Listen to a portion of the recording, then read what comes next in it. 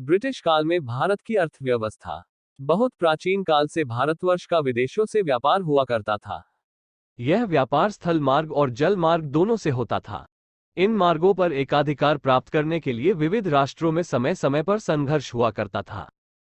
जब इस्लाम का उदय हुआ और अरब, फारस, मिस्र और मध्य एशिया के विविध देशों में इस्लाम का प्रसार हुआ, तब धीरे धीरे इन मार्गों पर मुसलमानों का अधिकार हो गया और भारत का व्यापार अरब निवासियों के हाथ में चला गया।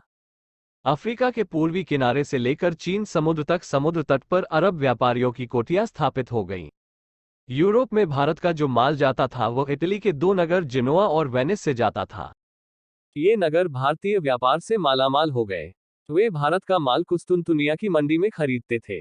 इन नगरों की धन समृद्धि को देखकर यूरोप के अन्य राष्ट्रों को भारतीय व्यापार से लाभ उठाने की प्रबल इच्छा उत्पन्न, इस इच्छा की पूर्ति में सफल न हो सके।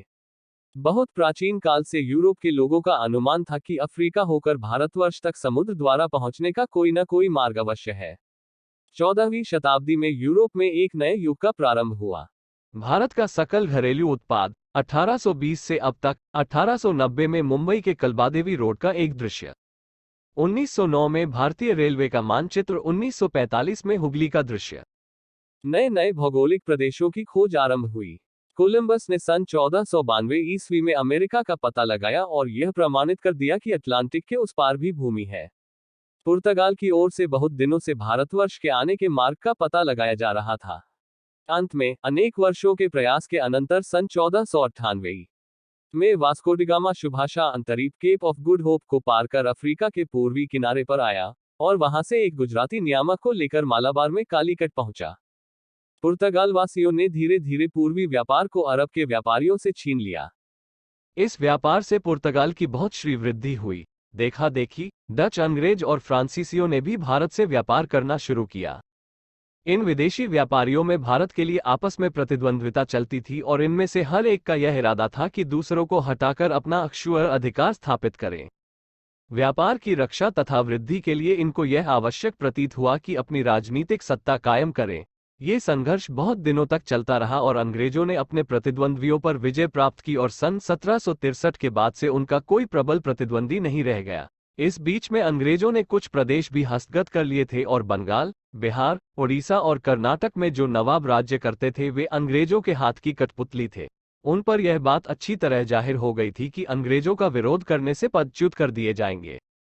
यह विदेशी व्यापारी भारत से मसाला, मोती, जवाहरात, हाथी दांत की बनी चीजें, ढाके की मलमल और आबेरवा, मुर्शिदाबाद का रेशम, लखनऊ की छीट, अहमदाबाद के दुपट्टे, नील आदि पदार्थ ले जाया करते थे और वहां से शीशे का सामान, मखमल, साटन और लोहे के औजार भारतवर्ष में बेचने के लिए लाते थे। हमें इस ऐतिहासिक तथ्य को नहीं भूलना चाहिए कि भारत में ब्रिटिश सत्ता का आरंभ एक व्यापारिक कंपनी की स्थापना से हुआ। अंग्रेजों की राजनीतिक महत्वाकांक्षा तथा चेष्टा भी इसी व्यापार की रक्षा और वृद्धि के लिए हुई थी। 19वीं शताब्दी के पहले इंग्लैंड का भारत पर बहुत कम अधिकार था और पश्चिमी सभ्यता तथा संस्थाओं का प्रभाव यहाँ नहीं के बराबर था। सन 1750 से पूर्व इंग्लैंड में औद्योगिक क्रांति भी नहीं आरंभ हुई थी।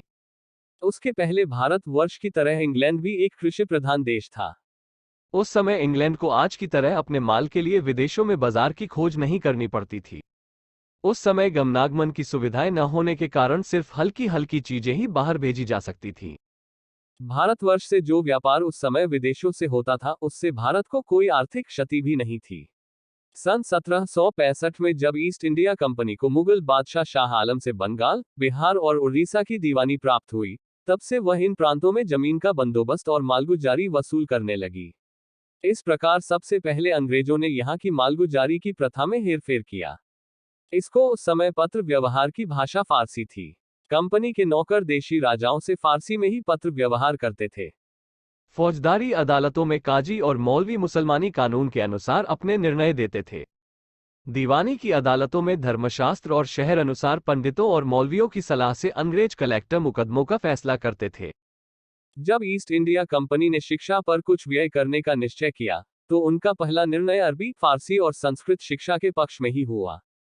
बनारस में संस्कृत कॉलेज और कलकत्ते में कलकत्ता मदरसा की स्थापना की गई। पंडितों और मौलवियों को पुरस्कार देकर प्राचीन पुस्तकों के मुद्रित कराने और नवीन पुस्तकों के लिखने का आयोजन किया गया। उस समय ईसाइयों को कंपनी के राज में अपने धर्म के प्रचार करने की स्वतंत्रता नहीं प्राप्त थी।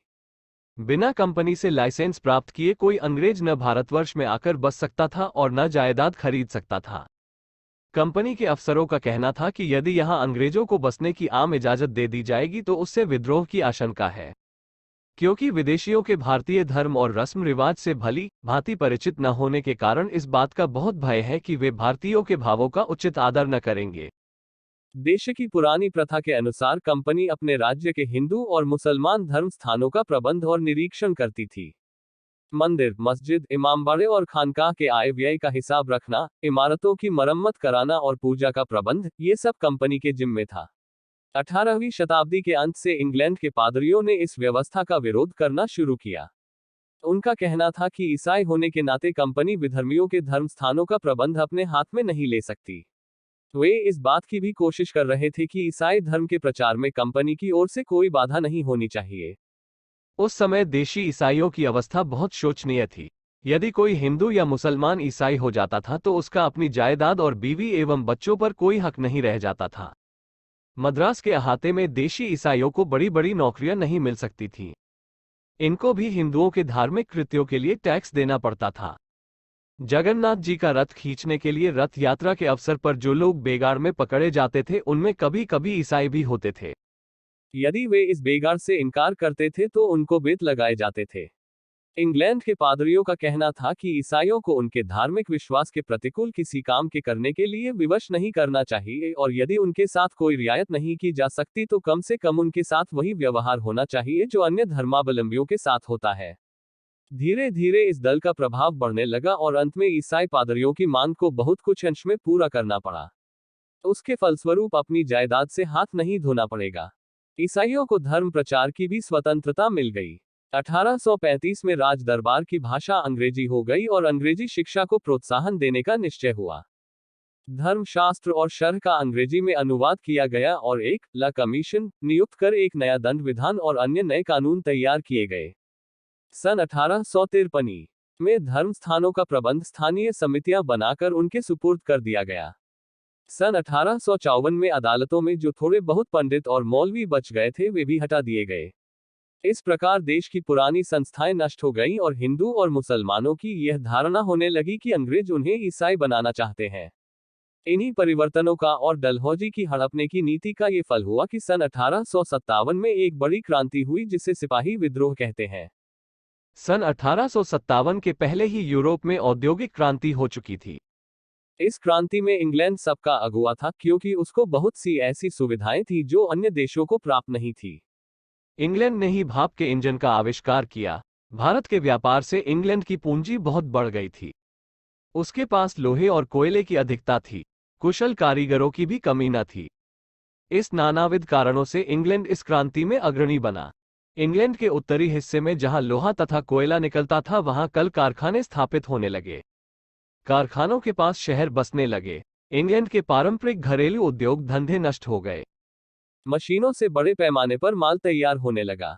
इस माल की खपत यूरोप के अन्य देशों में होने लगी। देखा देखी यूरोप के अन्य देशों में भी मशीन के युग का आरंभ हुआ।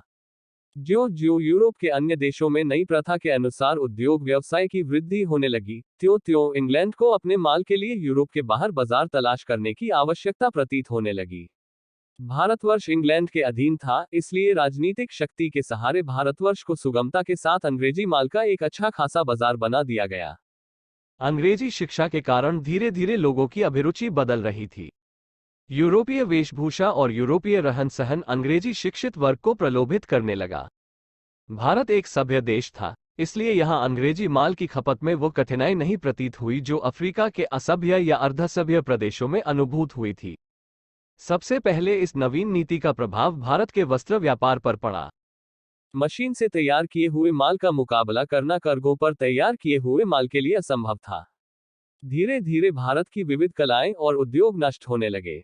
भारत के भीतरी प्रदेशों में दूर दूर माल पहुंचाने के लिए जगह जगह रेल की सड़कें निकाली गईं। भारत के प्रधान बंदरगाह कलकत्ता, बंबई और मद्रास भारत के बड़े बड़े नगरों से संबद्ध कर दिए गए विदेशी व्यापार की सुविधा की दृष्टि से डलहौजी के समय में पहली रेल की सड़कें बनी थी। इंग्लैंड को भारत के कच्चे माल की आवश्यकता थी। जो कच्चा माल इन बंदरगाहों को रवाना किया जाता था, उस पर रेल का महसूल रियायती था। आंतरिक व्यापार की वृद्धि की सर्वथा उपेक्षा की जाती थी। इस नीति के अनुसार इंग्लैंड को यह अभीष्ट न था कि नए नए आविष्कारों से लाभ उठाकर भारतवर्ष के उद्योग व्यवसाय का नवीन पद्धति से पुनः संगठन किया जाए।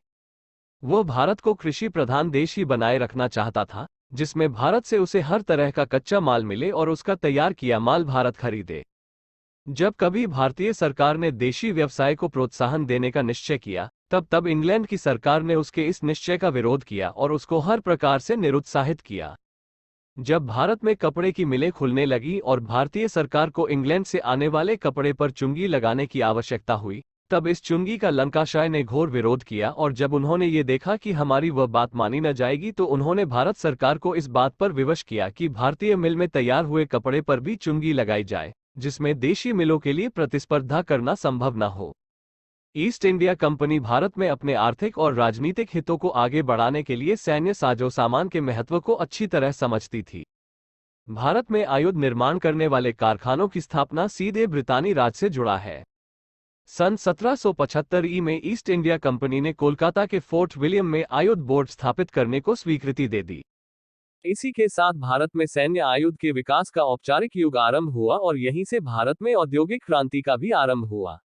1787 में इच्छापुर में बारूद बनाने का एक कारखाना स्थापित हुआ। 1791 में इसमें उत्पादन आरंभ हो गया। 1801 में कोलकाता के काशीपुर में गन कैरेज एजेंसी स्थापित की गई, जिसमें मार्च 1802 में ही उत्पादन शुरू हो गया। जब 1947 में भारत स्वतंत्र हुआ, उस समय 18 आयुध निर्माण कारखाने थे। पब्लिक वर्क्स विभाग खोलकर बहुत सी सड़कें भी बनाई गईं, जिसका फल ये हुआ कि विदेशी माल छोटे छोटे कस्बों तथा गांवों के बाजारों में भी पहुंचने लगा। रेल और सड़कों के निर्माण से भारत के कच्चे माल के निर्यात में वृद्धि हो गई और चीजों की कीमत में जो अंतर पाया जाता था, वह कम होने लगा। खेती पर भी इसका प्रभाव पड़ा और लोग ज्यादातर ऐसी ही फसल बोने लगे जिनका विदेश में निर्यात था। यूरोपीय व्यापारी हिंदुस्तानी मजदूरों की सहायता से हिंदुस्तान में चाय, कहवा, जूट और नील की काश्त करने लगे। 20वीं शताब्दी के 5वें दशक में भारतवर्ष में अंग्रेजों की बहुत बड़ी पूंजी लगी हुई थी। पिछले 50-60 वर्षों में इस पूंजी में बहुत तेजी के साथ वृद्धि हुई। 634 विदेशी कंपनियां भारत में इस समय कारोबार कर रही थीं। इनकी वसूल हुई पूंजी लगभग 7.5 खरब रुपया थी और 5194 कंपनियां ऐसी थीं जिनकी रजिस्ट्री भारत में हुई थी और जिनकी पूंजी 3 खरब रुपया थी। इनमें से अधिकतर अंग्रेजी कंपनियां थीं। इंग्लैंड से जो विदेशों को जाता था उसका दशमांश प्रतिवर्ष भारत में आता था। वस्त्र और लोहे के व्यवसाय ही इंग्लैंड के प्रधान व्यवसाय थे और ब्रिटिश राजनीति में इनका प्रभाव सबसे अधिक था। भारत पर इंग्लैंड का अधिकार बनाए रखने में इन व्यवसायों का सबसे बड़ा स्वार्थ था, क्योंकि जो माल ये बाहर रवाना करते थे उसके लगभग पंचमांश की खपत भारतवर्ष में होती थी। भारत का जो माल विलायत जाता था उसकी कीमत भी कुछ कम नहीं थी। इंग्लैंड प्रतिवर्ष चाय, जूट, रुई, तिलहन, ऊन और चमड़ा भारत से खरीदता था। यदि केवल चाय का विचार किया जाए तो 36 करोड़ रुपया होगा। इन बातों पर विचार करने से यह स्पष्ट है कि जो जो इंग्लैंड का भारत में आर्थिक लाभ बढ़ता गया, त्यों त्यों उसका राजनीतिक स्वार्थ भी बढ़ता गया। वित्तीय संस्थान। चीन का इतिहास। पुरातात्विक साक्ष्यों के आधार पर चीन में मानव बसाव लगभग 22.5 लाख साल पुराना है। चीन की सभ्यता विश्व की पुरातनतम सभ्यताओं में से एक है। यह उन गिने चुने सभ्यताओं में एक है जिन्होंने प्राचीन काल में अपना स्वतंत्र लेखन पद्धति का विकास किया। अन्य सभ्यताओं के नाम हैं प्राचीन भारत, मेसोपोटामिया, मिस्र और माया। चीनी लिपि अब भी चीन, जापान के साथ साथ आंशिक रूप से कोरिया तथा वियतनाम में प्रयुक्त होती है। 1857 का प्रथम भारतीय स्वतंत्रता संग्राम। ईस्ट इंडिया कंपनी अधीन भारत में प्रथम स्वतंत्रता आंदोलन। जब तक बताया न गया हो